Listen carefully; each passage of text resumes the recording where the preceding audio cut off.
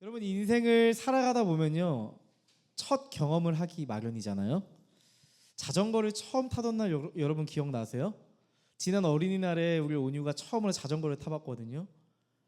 중심을 못 잡는 거예요. 처음 타는 자전거라서 온몸에 힘을 주고 중심을 잡지 못하는 거예요. 온몸에 잔뜩 힘이 들어가서 자전거를 타는 온유의 모습을 보면서 처음 타는 이 자전거의 어려움을 느꼈어요. 여러분 아마 처음 연애했던 그때를 한번 떠올려 보시죠. 처음으로 용기를 내어 뭔가에 도전하던 그 순간, 그 첫 순간, 그것도 기억이 나실 겁니다. 그게 뭐였든 여러분 그 첫 순간 앞에서 여러분 어떠셨어요? 주저하기도 하고 머뭇거리기도 하고 참 불안불안했던 그런 첫 경험의 순간들이 있었을 거예요. 여러분 웃긴 게요. 다 지나고 오면 어떠세요? 사실 별것도 아닌데 그때는 한 걸음을 떼는 게 어찌나 어려웠는지 세상 제일 어려웠던 일인 것 같아요. 여러분 심리학에 초두 효과라는 개념이 있어요. 초두 효과. 이게 뭐냐면요. 처음 경험했던 그 이미지, 인상이 전체 이미지를 좌우한다는 거예요. 나중에 또 다른 경험들을 통해서 새로운 정보가 들어올 거 아니겠어요? 그럼에도 불구하고 첫 경험에 의한 그 이미지, 각인된 이미지가 훨씬 더 크다는 거죠. 그 첫 경험에 의한 기억이 다음 발걸음을 내디는 데 있어서 지대한 영향을 준다는 겁니다. 그런 의미에서 첫 인상, 첫 경험은 무척이나 중요한 것 같아요. 만약에 여러분들이 처음 도전을 했는데 그 경험이 실패했다면 어떨까요? 처음 용기를 내서 도전한 그 발걸음이 실패했다면 어떠실까요? 아마 이렇게 기억되지 않을까요? 나 그때 처음으로 정말 어렵게 용기를 내서 도전했는데 나 그때 완전 망했잖아. 나 그거랑 안 맞나 봐. 나 그 사람이랑 너무 안 맞나 봐. 이런 식으로 생각하게 되잖아요. 처음의 실패가 내 삶의 공식처럼 굳어버릴 때가 있지 않나 싶어요. 그런데 또 하나 중요한 개념이 있어요. 여러분 자기 효능감이란 말 아시죠? 나는 할 수 있다는 스스로에 대한 신뢰감을 의미하거든요. 저는요 이런 생각을 해봤습니다. 처음 성공했던 그 경험을 토대로 이 자기 효능감이 발생하는 것 같다 생각했어요. 처음 도전해서 했던 아주 작은 성공, 소소하게나마 내가 잘 해냈던 그 기억들, 그게 하나하나 켜켜이 쌓이면 사람은요 그 다음에 어떤 생각을 갖게 될까요? 그래, 할 수 있어. 난 할 수 있어. 다시 해보자. 또 도전해보자. 난 할 수 있을 거야. 그렇게 두 번째, 세 번째 발걸음을 내디딜 수 있게 되죠. 자신감을 갖고 말이죠. 여러분 2011년도에 이렇게 나온 킹스 스피치라는 영화가 있어요. 말을 더듬는 왕이 나오는데요. 이제 군중 앞에서 연설을 해야 하는 상황입니다. 이제 전쟁을 앞두고 있고 왕이 나라를 대표해서 연설을 해야 할 상황이었어요. 나라에 있는 모든 사람이 그 연설이 지금 전쟁을 앞두고 얼마나 중요한지 알고 있었거든요. 왕은요 너무 마음이 무거웠습니다. 왕은 고민 끝에 용기를 내어서 무대 위에 올라갑니다. 무대를 올라가기 전까지 굉장히 내적인 치열한 고민을 해요. 나는 왕이 될 자격이 없어 라고 하는 생각부터, 내 더듬는 연설을 보면 사람들은 모두 실망하고 말 거야, 이러한 불안함과 열등감 속에 눌려서 겨우겨우 그 무대로 올라가는 거예요. 떨리고 긴장되는 마음을 가지고 그 비틀비틀 거리면서도 일말의 용기를 내서 준비한 말을 한마디 한마디 꺼내기 시작합니다. 근데요 그 왕이요, 말을 더듬는 왕이요, 한 걸음을 내딛는 순간 나는 할 수 있을 것이라고 하는 효능감이 생겨요. 난 할 수 있을 것이라고 하는 자신에 대한 신뢰가 생기기 시작하는 거예요. 저는 이 영화를 보면서 이런 생각을 했습니다. 이게 우리의 인생 아닌가 싶었어요. 아마도 우리가 걷는 그 첫걸음은 완벽하지 않을 겁니다. 그 첫걸음이 완벽해서 의미가 있는 게 아니라 내가 그 자리에 발걸음을 떼었다는 사실만으로 굉장히 의미가 있다라는 생각이 들어요. 맞아요. 처음은 서툴죠. 두렵죠. 첫 경험이, 첫 도전이 실패할까 무섭고 걱정되죠. 하지만 그걸 딛고 한 걸음을 시작할 때 여러분 우리의 인생은 어떠셨어요? 소망의 방향으로 그렇게 흘러가지 않았나 싶습니다. 그리고 그 발걸음이 점점 우리 인생의 흥미로운 이야기로 진전되는 걸 여러분 경험하셨을 거예요. 그렇게 매일의 삶 속에서 우리는 첫걸음을 시작합니다.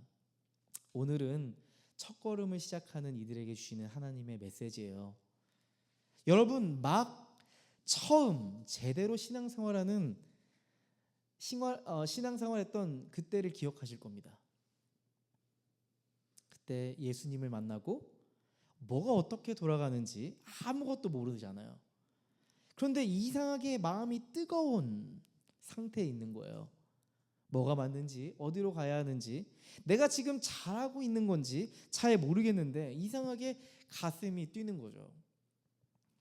뭔가를 하고 싶고 뭔가를 말하고 싶은 마음이 있어요.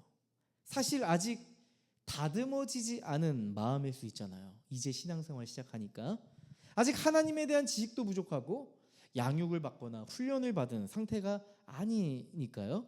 그런데도 그냥 마음이 막 움직이는 거예요. 마음이 움직여서 행동하고 싶은 그런 순간들이 있을지 모르겠어요. 많은 사람들이 그렇게 신앙생활을 시작하는 것 같다는 생각을 했거든요. 아마 여러분들도 그런 순간들이 있었지 않았을까 싶습니다. 사울도 그렇게 초보 신앙생활을 시작합니다. 9장 20절 말씀 보면 이렇게 써 있어요. 그는 곧 여러 회당에서 예수가 하나님의 아들이심을 선포하였다. 이제 신앙생활을 시작한 초보 사울이 회당을 향해 갔대요.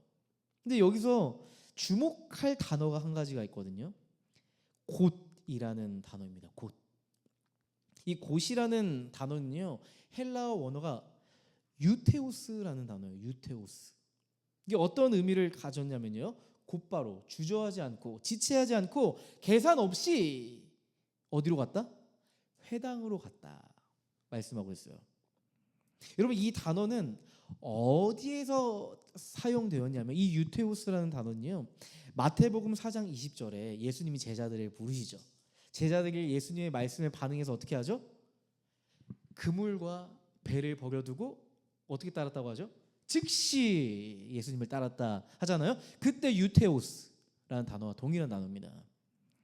사울은 제자들이 그랬던 것처럼 즉시 회당으로 갔대요. 주저함 없이 회당으로 갔대요. 여러분 이런 질문이 생기실 겁니다. 사울에게 회당은 어떠한 의미이길래 회당으로 그렇게 지체 없이 주저하지 않고 그렇게 갔을까, 달려갔을까 생각이 듭니다. 사실 이 회당은요, 사울에게 긍정적인 의미보다 부정적인 의미가 더 많이 담겨 있는 공간이었습니다. 왜요? 왜일까요? 사울에게 회당은 예수 믿는 사람들을 붙잡기 위해 갔던 곳이었거든요. 그런데 지금 사울이 그 회당에서 외치는 겁니다. 예수는 하나님의 아들입니다. 예수는 메시아입니다. 예수는 구약 성경에서 예언한 그 메시아입니다. 이렇게 선언하는 거죠. 왜 하필 그 장소였을까요? 왜 하필 회당이었을까요? 여러분 회심을 하고 다마스커스에 있다가 어디로 왔어요? 예루살렘으로 돌아왔습니다. 지금 예루살렘은 안전한 곳이 아니에요. 오히려 위험할 수 있는 장소가 예루살렘이었고 더 위험할 수 있는 장소가 회당이었습니다. 사실 그 회당이란 장소는 사울에게 지우고 싶은 과거가 있는 공간이었고요. 또한 자기가 수없이 죄를 저질렀던 공간이 회당이었습니다. 근데 왜 회당을 찾아갔을까요? 여러분, 이건 단지 우연이 아닐 겁니다. 사울은 의도적으로 회당을 찾아갔기 때문이죠. 로마서 1장 14절을 보면 사울은 이렇게 고백합니다. 제가 읽어드릴게요. 나는 그리스 사람에게나 미개한 사람에게나 지혜가 있는 사람에게나 어리석은 사람에게나 다 빚을 진 사람입니다. 사울은 자신을 표현할 때 어떻게 표현하죠? 나는 빚진 자입니다. 나는 빚진 자입니다. 사울은 복음에 대한 부채의식을 갖고 있었어요. 복음을 떠올리면요, 내가 복음을 위해 살아가던 그 그리스도인을 핍박하던 그 모습이 떠오르는 거예요. 그 자신의 모습이 떠오르는 거예요. 그것 때문에 더 큰 부채의식이 있었던 겁니다. 이제 내가 그 복음을 위해 살아가야 한다는 이 부채의식, 내가 잡아 죽인 사람들을 하지 못한 그 일, 그 복음을 전하는 일을 해야 한다는 그 부채의식이 사울에게 있었던 겁니다. 사람은 내가 잘못했던 그곳, 내가 망가뜨렸던 그 관계, 지우고 싶었던 기억, 여기로부터 벗어나고 싶어야 당연한 거 아닐까요? 피하고 싶은 게 당연한 마음 아닐까요? 그런데 아주 인상적인 점은 사울은 그 벗어나고 싶은 자리로 오히려 나아간다는 점입니다. 나의 흉악함이 담겨 있었던 그 공간으로 간단 말입니다. 사울은 분명하게 알고 있었습니다. 내가 무너뜨렸던 그 예수 공동체, 내가 위험에 빠뜨렸던 형제 자매들, 내가 짓밟았던 그리스도인들의 그 믿음 위에 이제는 내가 복음을 전하며 갚아가야 한다. 여러분 잘 보세요. 사울의 이 복음에 대한 부채의식이 뭘 만들었어요? 사울 인생의 방향성을 만들었습니다. 여러분, 사울 인생의 사명을 만들었습니다. 내가 그동안 잘못했던 것, 내가 바로 잡아야 한다. 이런 마음이 사울에게 있었던 겁니다. 사울은요, 회당이라고 하는 가장 지우고 싶은 공간에서 자신의 정체성을 세워가고 있어요. 만들어가고 있어요. 초보 신앙생활하고 있는 사울, 그는 지금 자신의 과거를 복음 안에서 재정의하고 있습니다. 자신이 지우고 싶었던 그 과거의 흉악함이 있던 그 공간을 다시 걷고 다시 보고 다시 경험하며 다시 삶의 이야기를 써내려가고 있습니다. 지우고 싶은 그 과거를 복음적 관점에서 다시 써내려가고 있습니다. 그의 과거는 흉악했지만 그 자리에서 지금 복음을 외치고 있잖아요. 그 회피하고 있던 그 공간이 그에게 이제는 복음을 전하는 사명의 공간이 되었습니다. 그 공간은 상처가 아닌 복음이 스며들어야 할 무대가 되었습니다. 주 무대가 되었어요. 여러분, 신앙생활의 포인트는 바로 여기 있다고 생각합니다. 사울은 자신의 어두운 과거를 피하고 있지 않습니다. 그리스도인의 새로운 정체성을 세우기 위해 첫걸음을 내딛고 있습니다. 그렇게 사울은 자신의 정체성을 복음으로 재구성하고 있습니다. 사울은 자신의 삶의 이야기를 복음이 스며드는 이야기로 재구성하고 있어요. 그렇게 초보 신앙을 가진 사울의 대반전 매력이 만들어지고 있다 생각합니다. 여러분, 우리 인생에게도 되돌아가야 할 회당 하나쯤은 있지 않나 생각을 해봤어요. 계속 내 마음 한구석에 남겨져 있는 그 공간, 어쩌면 제가 말씀드린 이 공간은 단지 공간의 개념이 아닐지 모릅니다. 여러분, 말만 꺼내도 마음이 쿵 내려앉는 어떤 사람일 수도 있고요. 잊고 지내려 했지만 여전히 감정이 유동치는 과거의 기억일 수도 있습니다.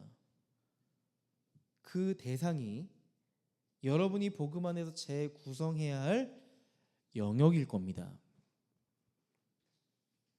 여러분, 우리는요, 새로운 곳에서 다시 시작해보고 싶은 그런 경향을 가져요.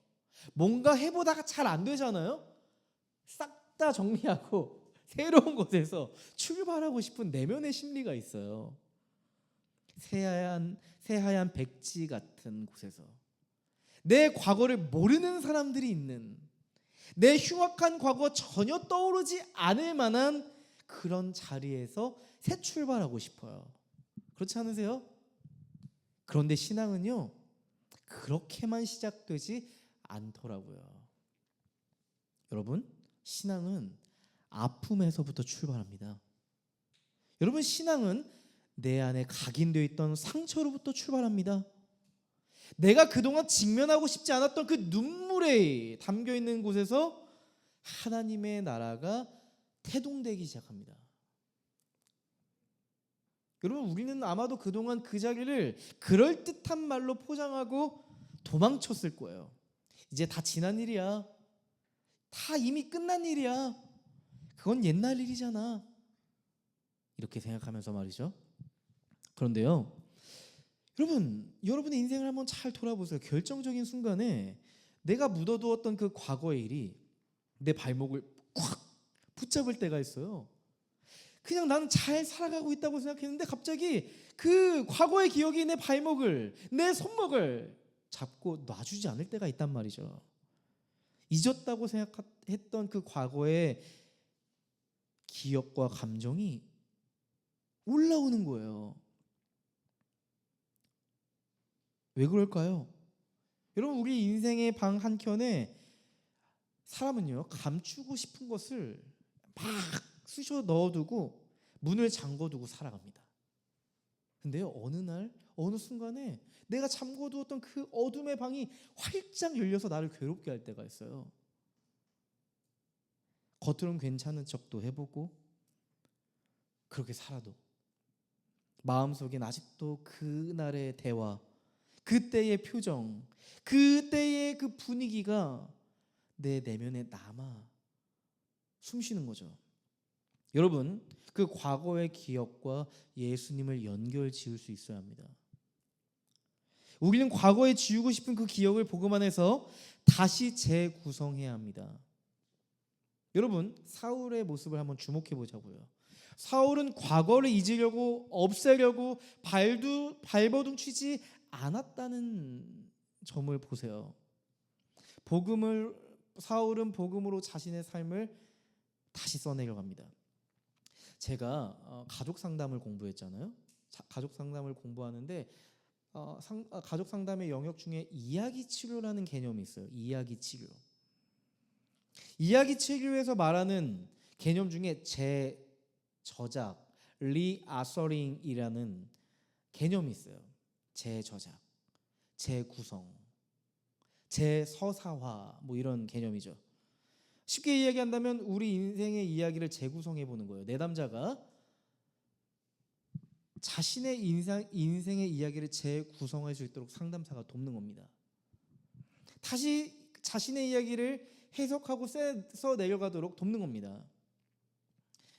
먼저 상담사는 그 내담자 안에 있는 내담자 자신이 자신의 삶을 지배하고 있는 그 과거의 이야기가 분명히 있어요. 사람마다 수많은 일들이 있었지만 자신을 지배하고 있는 과거의 이야기가 있기 마련입니다. 그 과거의 이야기, 나를 지배하고 있는 문제적 이야기를 대안적 이야기로 바꿔가는 걸 돕는 거예요. 상담사는. 그때 적극적으로 상담사는 어떤 노력을 하냐면 그 대안적 이야기를 통해서 내담자의 인생의 정체성을 찾게 해줘요. 내담자의 그 대안적 이야기를 통해 이제 앞으로 그가 살아가야 할 삶의 정체성을 구성시킬 수 있도록 도와줍니다. 그렇게 되면 어떻게 되는지 아세요? 문제적인 이야기, 내 삶의 이야기에서 벗어나서 그 영향력에서 벗어나서 이제 긍정적인 미래를 꿈꾸며 그 대안적 이야기를 써 내려간다는 겁니다. 이런 생각이 들었어요. 우리는요, 우리 인생은 이야기치기로 살아가는 사람들이 아닌가 싶었어요. 복음적인 완전한 대안을 가진 우리가 이제 문제적 이야기로 살아가는 인생이 아니고요, 복음적인 대안을 가지고 우리의 삶을 재구성하고 우리의 정체성을 새롭게 만들어가는 이야기가 우리의 신앙생활이고 우리 인생의 이야기가 아닐까, 이런 생각을 해봤습니다. 여러분, 우리는 복음을 통해서 우리 인생의 대안적 이야기를 새롭게 써내려가야 합니다. 여러분 안에 있는 그 상처, 실패, 죄책감, 숨기고 싶은 그 과거, 여러분 그건요 사실 여러분의 인생의 전부가 아니에요. 여러분의 인생을 지배할 수 없어요. 그냥 여러분의 인생의 한 장면일 뿐이에요. 근데 우리는 그 한 장면을 내 인생의 전체 이야기라고 생각하며 그렇게 함정에 빠져 살 뿐이죠. 여러분 그 지배적 사건은 여러분의 인생의 마침표가 아니에요. 쉼표일 뿐이에요. 그 쉼표 다음에는 복음적 대안 이야기로 써가며 마침표를 찍어야 할 그런 우리 인생에 사명이 있는 거죠. 여러분, 우리도 사울처럼 우리에게 주어진 그 회당에 다시 들어가서 복음이라는 대안적 이야기로 다시 인생을 써내려갈 수 있습니다. 저는 이런 생각을 했어요. 하나님께서 사울이 자신의 삶을 복음으로 다시 재구성할 수 있는 시간을 마련해 주셨구나, 이런 생각을 했어요. 지울 수 없는 그 과거의 아픔 때문에 다시는 죄책감이나 자괴감에 빠지지 않도록, 나는 예수 믿을 자격이 없어, 나는 아니야, 내 과거가 어땠어? 내가 사람들에게 인정받을 수 있겠어?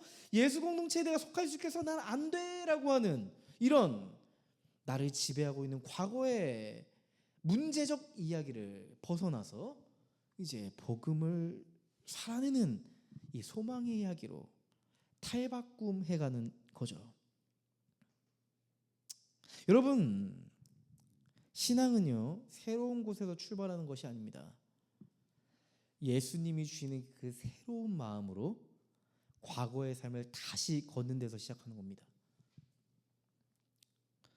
여러분, 과거의 기억을 지금 떠올려 보신다면 아마 무겁게 느껴지실 겁니다. 나 스스로는 그것을 청산할 수 있는 힘이 없다고 느껴질 겁니다. 그런데 여러분 기억하세요. 예수님은 복음에 빚진 자들에게 그 빚을 감당할 수 있는 힘을 주신 분이잖아요. 사울이 내가 복음에 빚진 자라고 할 때 사울은 항상 내 곁엔 하나님이 계시다, 내가 약할 때 나에게 강함을 주시는 분은 하나님이시다, 이렇게 이야기합니다. 내가 약한 그때 강함이다 이야기합니다. 내가 복음의 빚을 갚을 수 있는 이유는 나의 역량과 나의 실력이 아니요, 나에게 힘이 되시는 하나님 덕분입니다 라고 이야기하잖아요. 여러분, 우리가 다시 복음의 이야기를 써내려갈 수 있는 이유는요 우리에게 있지 않습니다. 우리의 인생의 이야기를 써가시는 예수께 있습니다. 사도행전 9장 20절과 22절을 보시면 이렇게 써 있습니다. 예수가 하나님의 아들이심을 선포하였다. 그러나 사울은 더욱더 능력을 얻어서 예수가 그리스도이심을 증명하면서 다마스커스에 사는 유대 사람들을 당황하게 하였다. 초보 신앙생활을 하는 사울은 회당에서 유대인들에게 복음을 전하는 첫걸음을 걷습니다. 복음 전도의 첫걸음을 걷습니다. 재미있는 장면은요, 회심과 동시에 복음 전도를 한다는 사실이에요. 이런 생각 들지 않으세요? 이렇게 예를 한번 들어보자고요. 우리 소망하는 교회에 한 번도 교회를 다녀보지 않은 사람이 우리 교회에 와서 회심을 했습니다. 이제 교회에 한 4주 정도 나왔는데요, 갑자기 소그룹 모임에서 이렇게 얘기하는 거예요. 제가 저희 직장 동료를 만나고 복음을 전하고 예수님을 전했어요. 다음 주에 소망하는 교회 온다는 거예요. 이런 얘기를 하는 거죠. 우리 마음에 어떤 마음이 들까요? 기특한 마음이 들면서도 이런 생각이 들지 않겠어요? 아니 회심한 지 얼마나 됐다고, 뭘 한다고, 복음을 전해? 뭐 이런 생각도 들지 않겠어요? 복음 제대로 전한 거 맞아? 뭐 이런 생각도 들지 않겠어요? 여러분 예수 공동체도 똑같이 생각했을 것 같아요. 사울이 지금 막 회심해서 뜨끈뜨끈한 상태인데 누가 누구를 가르친단 말입니까? 누가 누구에게 복음을 전한단 말입니까? 싶기도 하잖아요. 정말 그런 생각이 들 것 같아요. 초보 신앙을 가진 너가 누구에게 복음을 전한단 말이니? 쉽잖아요. 여러분들 그거 아세요? 사람은요 배울 때보다 가르치면서 훨씬 더 많이 배웁니다. 사울을 잘 보시면요, 사울은 배우는 단계를 건너뛰고 가르치는 단계로 접어든 사람처럼 보이거든요. 여러분 우리는 복음을 전할 때 나는 아직 복음을 가르치고 전할 수준이 아니라고 생각하는 경향이 있어요. 여러분 근데 교회를 잘 보시면요, 교회를 오래 다닌 사람이 복음을 잘 전할 것 같으세요? 생각보다 그렇지 않습니다. 예수님을 만나서 회심하고 얼마 되지 않고 인격적인 관계를 끊임없이 맺어가는 사람들이 더 복음 전도를 하고 회심을 위해 노력합니다. 여러분 노벨 수상 물리학자인 리차드 페이먼이라는 사람이 있는데 이 사람의 페이먼 기법이라는 걸 제시했어요. 뭐냐면요, 내가 진짜 알고 있는지 확인하려면 누군가에게 설명해봐라 라고 얘기했어요. 이 페이먼 기법을 말했어요. 여러분 스터디할 때 어떻게 공부하세요? 내가 알고 있는 어떤 개념들, 이론들을 막 설명하잖아요. 막 설명하다 보면 내가 뭘 정확하게 알고 있고 어떤 개념에 대해서 뭘 누락하고 있었는지 알게 되잖아요. 맞아요. 만약에 우리가 누군가에게 복음을 설명하는데 우리가 충분치 않은 우리의 모습을 발견하게 될 수 있어요. 우리가 누군가에게 복음을 설명하려는데 설명하지 못하는 날을 발견할 수 있어요. 아마 이건 뭘 의미할까요? 복음을 우리가 정확히 제대로 이해하지 못하기 때문일 겁니다. 우리는 사울이 배우는 단계를 건너뛰었다고 생각할 수 있는데 복음을 전하는 그 단계를 뛰어넘어서 행동하는 단계로 훌쩍 넘어갔다고 생각할 수 있는데 아닙니다. 사울은 자신이 복음을 전하기 위해서 꾸준히 예수가 그리스도이심을 배웠을 거예요. 그 복음이 유대인들에게 전달되기 위해서 복음을 어떻게 변증할 수 있을까 연구했을 겁니다. 우리가 답이 되는 기독교를 함께 읽어가면서 그 어려운 답이 되는 기독교를 읽어가면서 교회 밖에 있는 사람들에게 복음이 어떻게 변증될 수 있는지 알게 되었어요. 우리가 어떠한 세계관 속에서 살아가고 있고 그 세계관 속에서 복음이 어떠한 대안을 말하고 있는지에 대해서 우리는 배우고 있습니다. 사울도 그랬던 겁니다. 그리스도 밖에 있는 사람들의 이 존재의 경향성을 공부했을 거고요. 그들이 예수를 믿지 못하는 이유와 그 근거에 대해서 연구하면서 복음을 어떻게 전할 수 있을까 고뇌했을 겁니다. 사울은 복음 전도자이면서 복음 변증가로서의 첫걸음을 떼고 있어요. 여러분 22절을 보면 그 알 수 있는 단어가 한 가지가 있어요. 여러분 22절에 보면은 사울이 예수 그리스도이심을 증명했다고 써 있어요. 증명했다는 이 헬라어 단어를 보면요, 이렇게 써 있어요. 신과 비바이조의 합성어예요. 신은요 함께라는 의미를 가지고 있고요, 비바이조는 결합시키다 이런 의미를 가지고 있어요. 신비바이조, 함께 하나로 연결시키다 이렇게 의미를 설명할 수 있을 것 같습니다. 사울은요 그냥 열정만 가지고 회당에 있는 사람들 붙잡아다가 예수님이 구원이십니다, 예수님이 메시아입니다 이렇게 설명했던 게 아닙니다. 주장했던 게 아닙니다. 유대인들의 사고 속에 어떤 인생에 대한 질문들, 종교에 대한 질문들, 메시아에 대한 질문들이 있잖아요. 여러분 우리도 신앙생활 하다 보면 여러 설교를 듣고 여러 가지 많이 들었지만은 신앙의 어떤 궁금증이 파편화되어 있잖아요. 퍼즐 조각처럼 흩어져 있어요. 하나가 통합되지 않고 이것저것 흩어져 있어요. 여러분 그럴 때 있죠. 근데 우리가 복음을 이해할 때 어떻게 설명하죠? 내가 그동안 궁금했던 질문들이 성경 안에서 하나를 꿰졌다 이런 표현하잖아요. 사울이 지금 그 역할을 하는 겁니다. 흩어져 있던 이 조각들을 하나의 이야기로 꿰어서 설명했다는 겁니다. 그들이 궁금하던 인생의 그 퍼즐 조각들에 복음을 통해서 대안을 제시했다는 겁니다.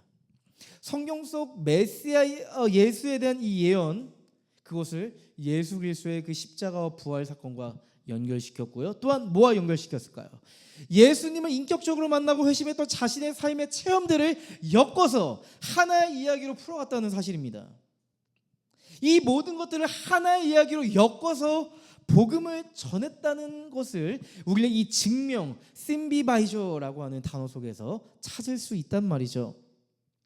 여러분, 사울은 복음을 터득하는 이 학습을 넘어선 단계로 나아갔던 겁니다. 복음을 증명하기 위해서 그는요, 복음을 내 삶의 언어로 만들기 위해서 노력했습니다. 그 복음이 내 삶의 언어일 뿐만 아니라 내 삶으로 심길 수 있도록 고군분투했음을 우리는 알 수 있어요. 쉽게 얘기한다면 이겁니다. 사울은 복음을 전하면서 복음적 신앙과 삶이 더 깊어졌다는 겁니다. 그렇게 역동적인 신앙, 메말라버린 신앙, 뜨뜻미지근한 신앙이 아니라 역동적인 신앙으로 그렇게 구축돼 가고 있었다는 사실이죠. 여러분, 복음을 전한다 생각하시면 어떠세요? 내가 복음을 전한다, 내가 우리 직장 동료에게 복음을 전한다, 이렇게 생각해 보시면 어떠실까요? 여러분, 우리는요, 복음을 전하면 뭔가 부담감을 갖고 내가 그들을 위해서 헌신한다고 생각합니다. 나를 포기하고 내가 뭔가 그 사람을 위해 뭔가 대단한 일을 한다고 생각합니다. 하지만 여러분, 진짜 복음을 전해 보시면요, 그 반대편의 생각을 갖게 되실 겁니다. 만약에 여러분 진짜 복음을 전해 보신다면, 복음을 전하지 않고 멀리서 떨어져 있으면 아마도 복음은 내가 헌신해야만 되는 것이다 라고 생각하겠지만, 실제 여러분이 복음을 전하면 다른 생각을 갖게 될 겁니다. 내가 복음을 전하고 그 사람에게 마음을 쏟는 동안 내가 오히려 하나님에 대해서 배우고 하나님의 마음을 알게 된다는 사실을 여러분 깨닫게 되실 겁니다. 여러분, 제가 지금 복음을 전하려는 사람이 있어요. 그 사람이 회심했으면 좋겠다는 생각이 제 마음에 지금 메아리 치고 있어요. 제가 기도를 하면 어떤 기도가 되는지 아세요? 주님, 그 사람 제발 회심하게 해주세요. 제발, 하나님, 주님의 능력이 그에게 있길 원합니다. 이런 기도가 나와요. 복음이 그에게 스며들게 해주세요 라고 기도가 나옵니다. 정말 간절한 마음이 생겨요. 제가 정말 갖고 싶은 어떠한 물건보다 그 사람이 회심하는 게 더 간절하게 느껴질 때가 있어요. 근데요, 최후 그 기도라고 그 결론에 제 안에 찾아오는 마음은 딱 한 가지였습니다. 이게 나를 향한 주님의 마음이었겠구나.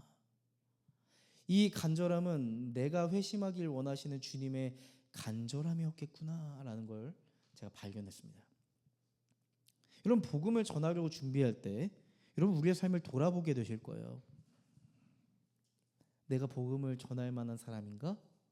내가 복음을 전할 수 있는 삶의 모습을 가졌을까? 이런 점검을 하게 되더라고요. 여러분이 복음을 전하고 나누고 싶은 사람이 생기면 아마 여러분 안에 이런 생각이 생길 거예요. 이런 마음이 생길 거예요.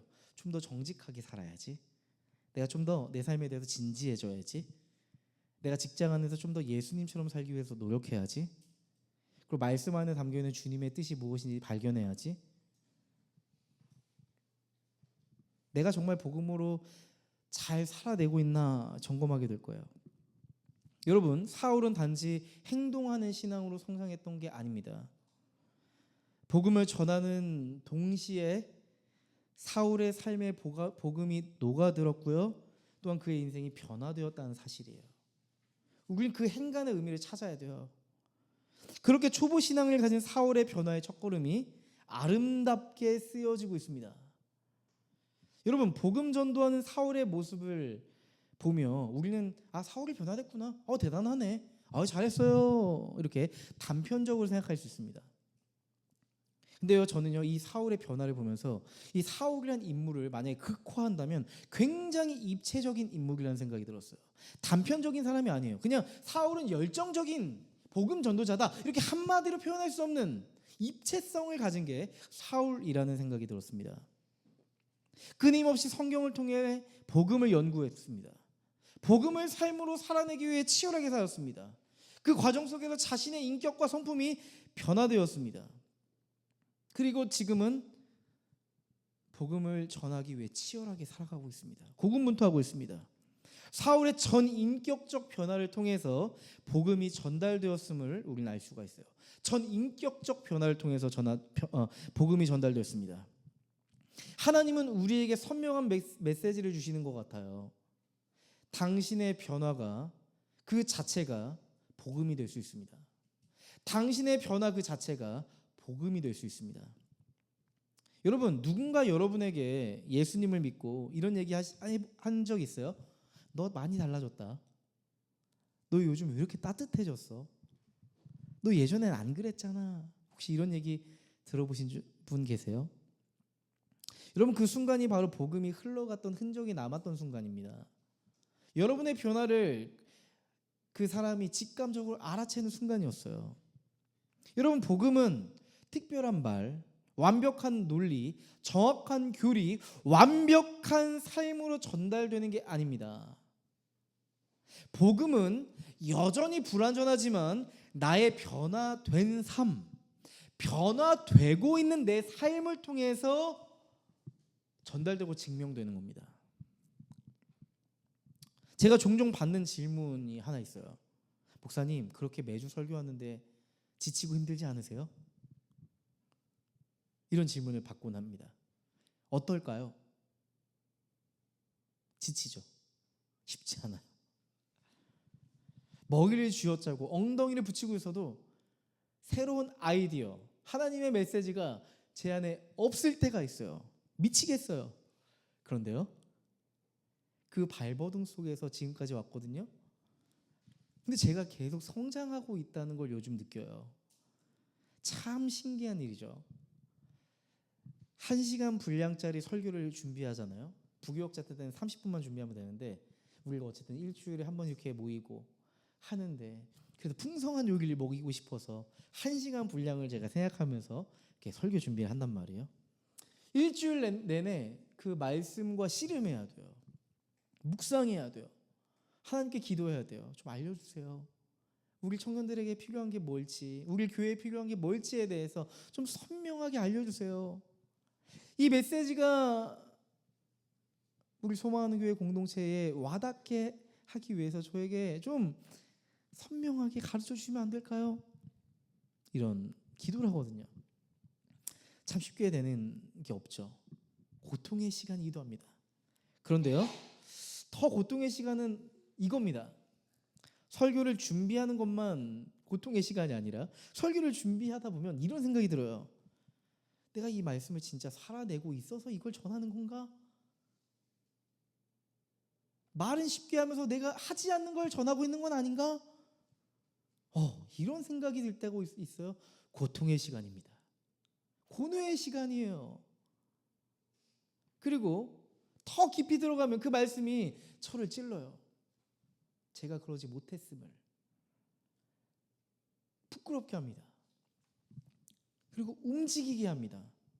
기도하게 만들고 하나님 앞에 겸손하게 엎드리게 하더라고요.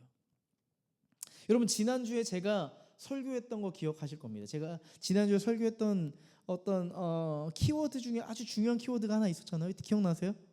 어떤 키워드였죠?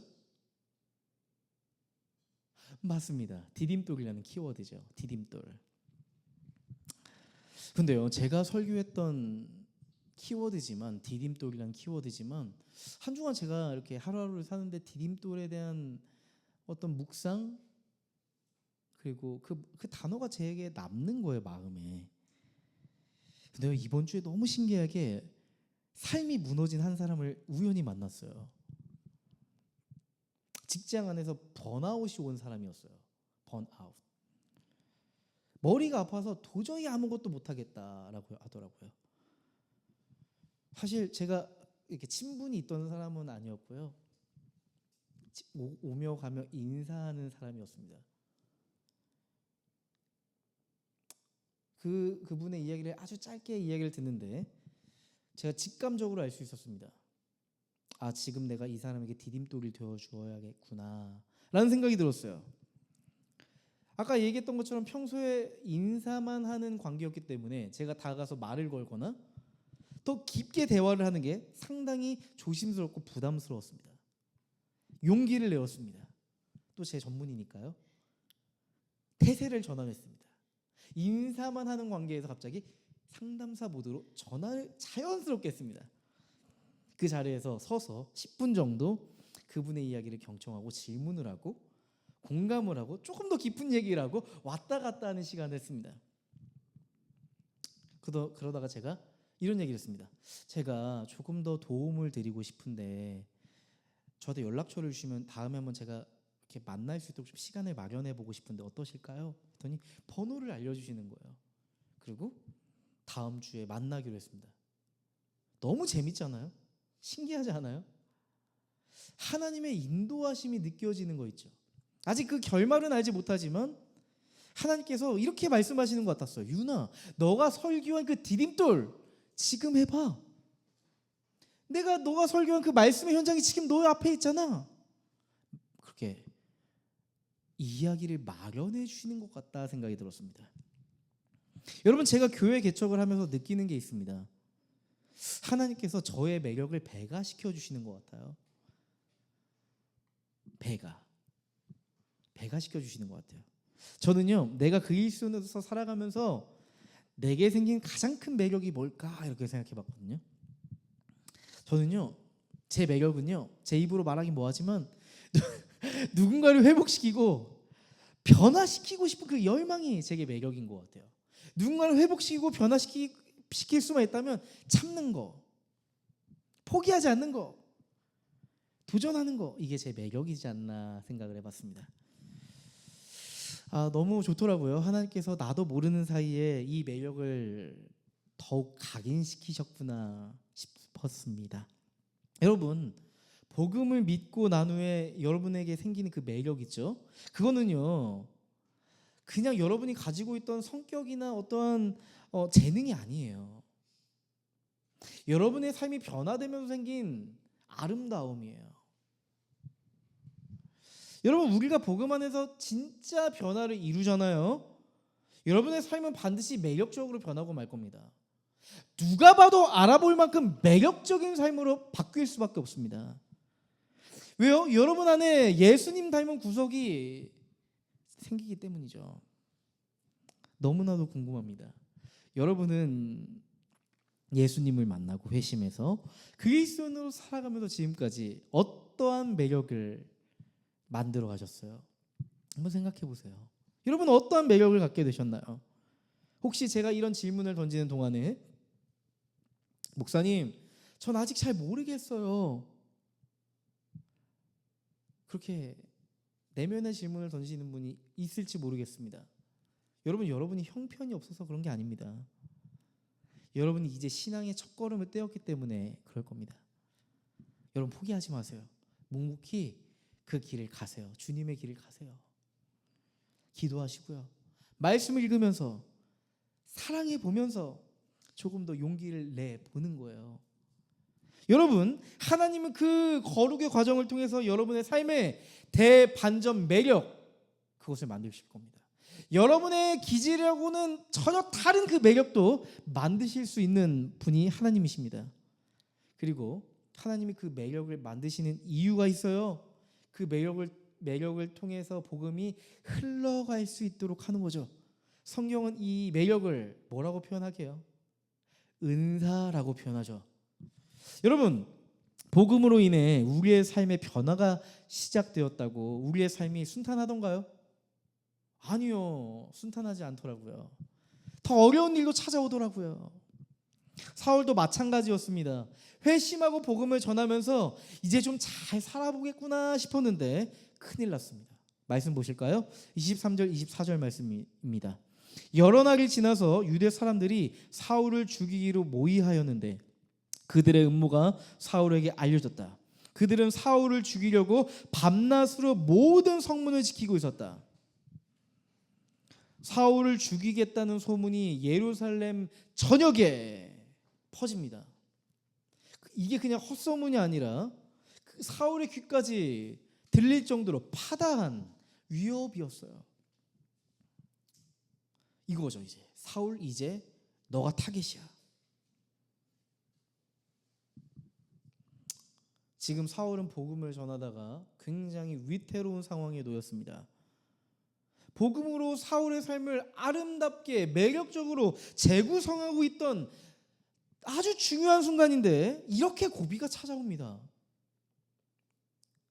어쩌면 사울도 다른 그리스도인들처럼 순교로, 죽음으로 마침표를 찍어야 할지도 모른다는 생각이 들었을 것 같아요. 내가 회심하고 이렇게 죽게 되는구나, 사울이 생각했을지 모르겠어요. 근데 여기서 놀라운 점이 나타나죠. 놀라운 게 있어요. 바로 사울을 받아들여준 예수 공동체의 모습입니다. 예수 공동체 사람들은요, 진심으로 사울을 돕습니다. 같이 도망 계획을 세우고요, 목숨 걸고 도와줍니다. 왜 그랬을까요? 사울의 변화를 봤기 때문이에요. 예수 그리스도를 만나고 인생의 방향이 완전히 바뀐 사울의 삶을 선명하게 봤기 때문입니다. 하지만 그 공동체 안에는 사울을 의심하는 사람들도 있었대요. 사울이 진짜 예수를 믿은 게 맞을까? 우리에게 잠입하려고 쇼한 거 아닐까? 라고 질문하는 사람도 있었는데요. 27절 보시면요, 이렇게 써 있어요. 바나바는 사울을 맞아들여 사도들에게로 데려가서 사울이 길에서 주님을 본 일과 주님께서 그에게 말씀하신 일과 사울이 다마스커스에서 예수의 이름으로 담대히 말한 일을 그들에게 이야기해 주었다. 다마스커스에선 아나니아가 도왔다면 이제 하나님은 사울에게 누굴 붙여주세요? 바나바를 붙여주세요. 여러분, 바나바의 이름의 뜻이 뭐죠? 위로의 아들. 위로의 아들이라고 이름 붙인, 이 별칭이 붙은 바나바. 이 바나바는 사울을 위로하고 믿어줬습니다. 사울을 신뢰해줬습니다. 그는 사울의 이야기를 충분히 들었고요, 그리고 공동체에 가서 사울 대신 사울의 이야기를 해줍니다. 여러분, 이 사울이라는 사람 진짜 변했습니다.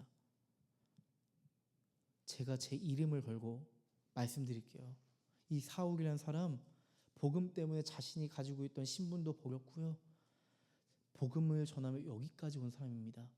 아직 그 기간이 길지 않지만 제 신앙을 두고 이 사람을 보증합니다. 바나바가 그렇게 사울의 편에 서준 겁니다. 바나바 덕분에 사울은요, 베드로도 만나고 예수님의 형제였던 야고보도 만나요. 그렇게 공동체 안에 깊이 들어올 수 있는 길이 마련돼요. 사울은 유대인의 위협 속에서 어떻게 했을까요? 공동체 속에서 숨어 있었을까요? 아니요. 또 복음을 전해요. 또 복음을 전해요. 저는 이 사울의 삶을 보니까요, 마치 보너스 게임을 살아가는 사람 같이 보입니다. 보너스 게임을 살아가는 사람처럼, 뒤가 없는 사람처럼 그렇게 사는 것 같아요. 이제 잃을 것 없는 사람처럼 살아가는 거죠. 복음이 이끄는 대로 살아가기 때문에 생기는 일이었던 것 같아요. 29절 볼까요? 근데 이렇게 써 있어요. 그러나 유대 사람들은 사울을 죽이려고 꾀했다. 그럼 뭐해? 나 너 죽일 거야? 뭐 이런 의미죠. 사울이 복음을 위해 살아가면 살아갈수록 사울에게 다가오는 건 뭐예요? 죽음이었어요. 죽음의 위협이었어요. 하지만 사울은 죽음을 두려워하지 않습니다. 여러분, 폭삭 소가수다에서 아빠가 얘기하잖아요. 수틀리면 빠꾸. 아빠한테 냅다 뛰어와. 알지? 이렇게 얘기했었잖아요. 지금 사울은 수가 틀리고 있잖아요. 이제 아빠한테 가야죠. 그렇죠? 복음 전하다가도 전략적으로 아빠한테 빠꾸해서 가면 되는데 지금 사울은 노빠꾸예요. 빠꾸가 없어요. 근데요, 하나님은 예수 공동체를 통해서 사울을 보호하세요. 마치 예수 공동체가 아빠 관식이처럼 엄마 애순이처럼 사울을 감싸주고 지켜준다는 겁니다. 사울은 죽어도 괜찮아, 복음 전하다 죽으면 영광이지, 이렇게 생각했거든요. 근데 정말 부모 같은, 관식이 같고 애순이 같은 예수 공동체 생각은 달랐어요. 근데 하나님의 생각도 달랐죠. 예수 공동체는요, 사울을 말릴 수가 없으니까 사울을 잡아다가 고향 다소로 보내버립니다. 말을 안 들어요. 계속 복음을 전하고 죽음의 위험 속에 가버리니까 안돼 붙잡아서 고향 다소로 보내버립니다. 사울, 너는 죽지 않고 살아서 여호와의 영광을 위해 살아야지. 너가 살아있어야 주님이 말씀하신 대로 이방인의 사도로 살아갈 수 있지. 넌 가 있어. 모든 피해는 우리가 입을게. 지금 너는 물러나 있을 때야. 이런 따뜻함이 전 느껴지더라고요. 여러분, 어떤 올림픽 챔피언이 이런 말을 했어요. 금메달을 따고 했던 말인데요, 이런 말을 해요. 죽기 살기로 했더니 졌어요. 그때는 죽기로 했더니 지금은 이겼어요. 그게 답입니다. 유도 선수 김재범 선수의 고백이었어요.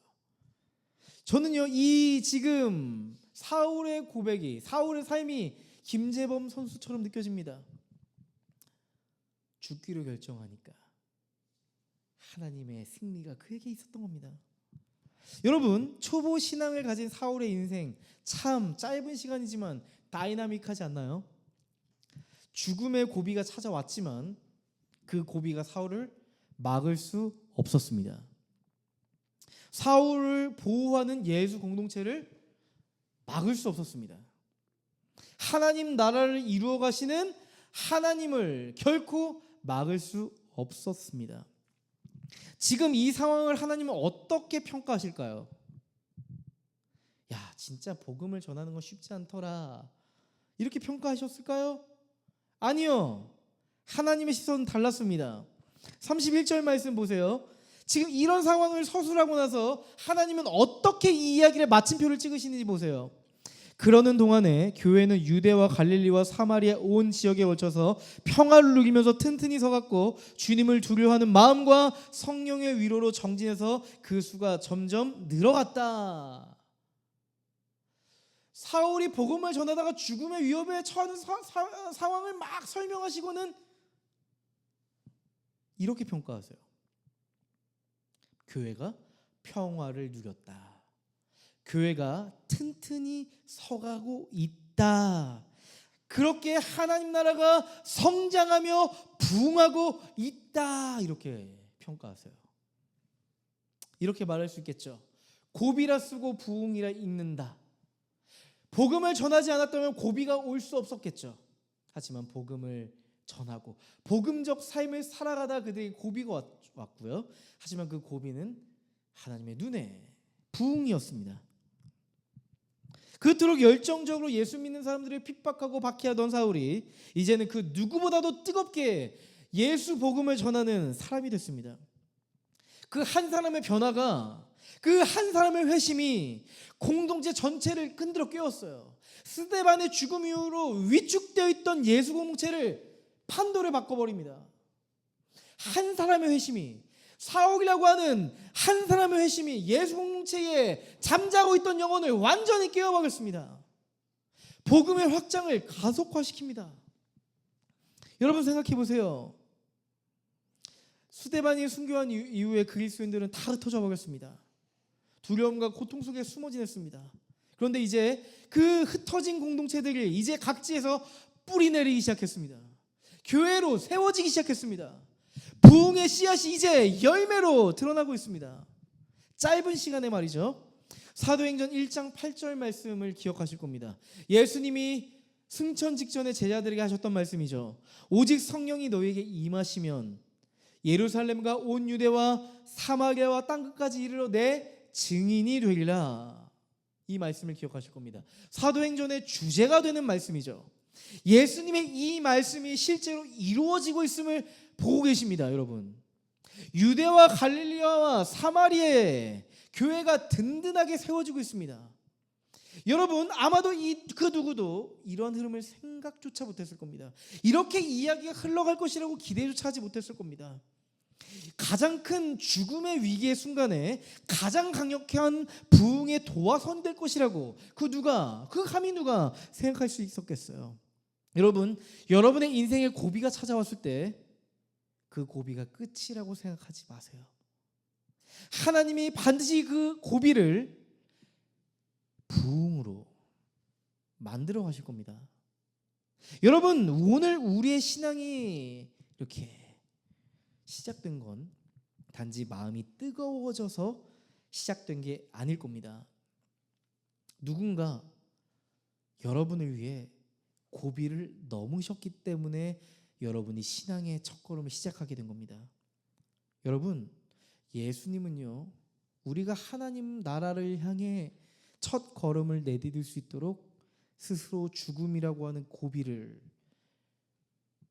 넘어가신 분이세요. 스스로 죽음이라는 그 고비 앞에 서신 분이셨어요. 예수님은 그 길이 어떤 길인지 알면서도, 그게 얼마나 절망적이고 고통스럽고 암담한 길인지 알면서도 그 길을 가셨습니다. 그런데도 우리를 위해 그 길을 가신 거예요. 우리는 가끔 신앙생활을 하다가 이런 생각을 합니다. 난 신앙이랑 안 맞는 것 같아. 난 이거랑 안 맞는 것 같아. 왜 나만 이렇게 자꾸 힘든 일이 생기지? 왜 내 삶만 그대로인 것 같지? 내 삶은 왜 변화되지 않는 거지? 그렇게 내 신앙 자체를 부정하고 싶을 때도 있어요. 여러분, 그럴 때 꼭 기억하세요. 우리가 믿음의 한 걸음을 내디딜 수 있는 이유는요, 예수님이 이미 우리를 위해 걸으신 그 첫 걸음에 있었음을 기억하셨으면 좋겠습니다.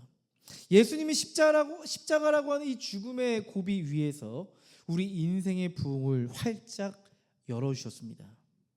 여러분, 예수님께서 그 고비를 넘지 않으셨다면 오늘 우리가 이렇게 믿음의 여정을 할 수 없었을 겁니다. 우리가 하나님의 자녀가 될 수 있었던 출발점도 십자가의 첫걸음, 그것 때문에 가능했습니다. 여러분, 우리의 신앙이 가능하게 만드는 건 우리의 의지나 노력, 이 열정이 아닙니다. 예수님이 우리의 삶의 고비를 대신해서 넘으셨다는 것, 그것이 우리에게 소망이 되고요, 또한 그것이, 그 소망의 십자가의 걸음이 우리가 누군가에게 한 걸음을 내어줄 수 있는 사람으로 살아가게끔 합니다. 어렵게 인생을 살아가는 사람들이 있어요. 우리 주변에 보면 인생의 발걸음이 무겁고 첫걸음을 떼는 게 암담한 사람들이 있어요. 그 사람들과 함께 해주고, 그 사람의 과거가 분명히 어둡고 캄캄할 거예요. 추억할지도 몰라요. 하지만 그 과거를 정죄하지 않고 들어주고 소망의 한 걸음을 뗄 수 있도록 복음을 건네줄 수 있는 우리가 되었으면 좋겠습니다. 여러분, 복음을 전하다 보면 반드시 고비가 오기 마련일 겁니다. 복음을 전하기 때문에 생기는 고비일 겁니다. 여러분, 고비라는 말 앞에서 주저하지 마세요. 고비의 순간 앞에서 주저하지 마세요. 하나님은 그 고비를 부흥이라 부르십니다. 그러니 힘내 보자고요. 예수님께서 우리를 위해 가신 그 십자가의 첫걸음을 기억하면서 또 우리가 누군가를 위해 복음의 첫걸음을 시작해 봤으면 좋겠습니다. 한 주간 우리 소망하는 교회 화이팅 하시고요, 정말 복음의 메신저로 살아가는 우리가 되었으면 좋겠습니다. 소망하는 교회 화이팅!